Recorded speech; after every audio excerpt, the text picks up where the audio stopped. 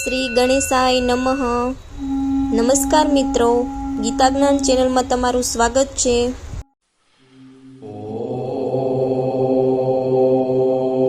શ્રીમદ ભગવદ્ ગીતામાં કહેવાયું છે કે મન ચંચળ છે, તેને વશ કરવું મુશ્કેલ છે, એમાં સંશય નથી. પરંતુ અભ્યાસ વડે અને વૈરાગ્ય વડે તે વશ કરી શકાય છે. જે મનુષ્યની ઇન્દ્રિયો વશમાં છે અને જે પ્રભુ પારાયણ છે તેની બુદ્ધિ પણ સ્થિર છે.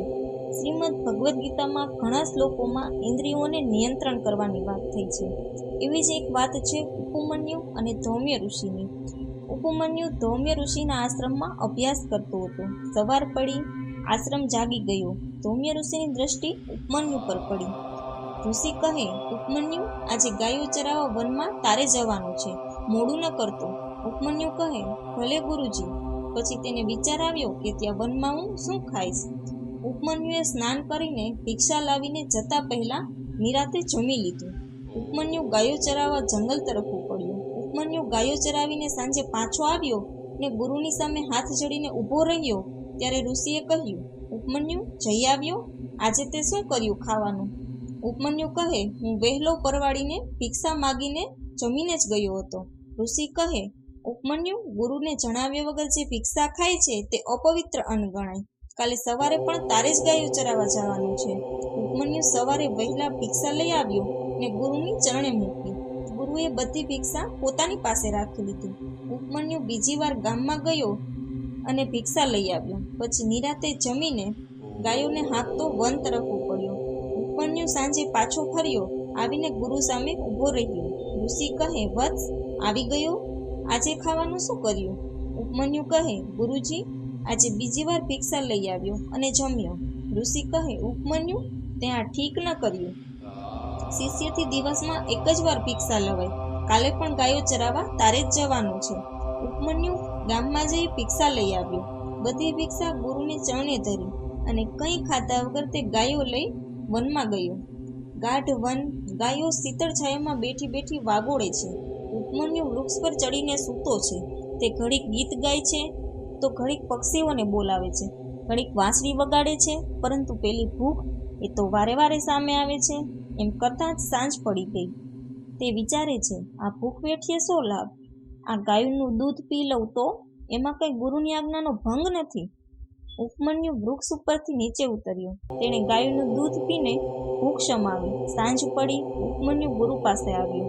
ઋષિ કહે, વત્સ, આજે શેનાથી પેટ ભર્યું? ઉપમન્યુ કહે, ગાયોના દૂધથી. ઋષિ કહે, ઉપમન્યુ, એક ગાયોનું દૂધ તો વાછરડા માટે તથા યજ્ઞના હોમ માટે છે.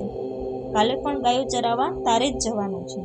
સવારે ગાયો આગળ અને ઉપમન્યુ પાછળ ચાલ્યા વનમાં. ઉપમન્યુ વિચારે છે કે ગુરુજી મારી પરીક્ષા કરવા ઈચ્છે છે. આજે કંઈ ખાવું નથી. એક દિવસ ન ખાઈએ તો શો ફેર પડે? પરંતુ ગાયોને ઘાસ ચરતી જોઈ ફરી તેની ભૂખ જાગી. તેણે એક વાછડાને ધાવતું જોયું. વાછરડું ધાવે એટલે એના મોંએ ફીણ વળે. 8-10 વાછરડાના મોંએ વળતા ફીણથી પોતાની ભૂખ સંતોષી.